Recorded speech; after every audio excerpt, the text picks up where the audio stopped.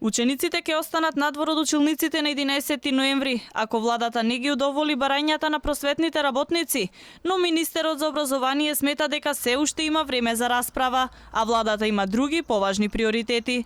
Според Арбер Адеми, за најавениот штрајк на професорите и наставниците нема да се разговара денеска, туку во текот на наредните денови. Не, ние се уште сме на процес на преговори помеѓу МОН, владата и СОНК. Во добар правец сме. Денеска имаме редовна седница на владата и не се очекува денеска да одлучиме за ова прашање.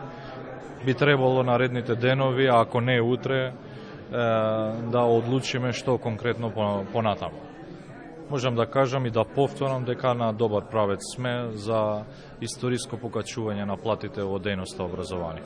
Ама не значи дека и денеска би одлучиле нешто конкретно за платите. Тој посочи дека засега нема најава за нова средба со представниците на СОНК, но како што рече, по потреба може да биде организирана. Затоа пак ја уверува јавноста дека во секој случај се фокусирани на подобрување на социјалниот и на материјалниот статус на вработените во образованието.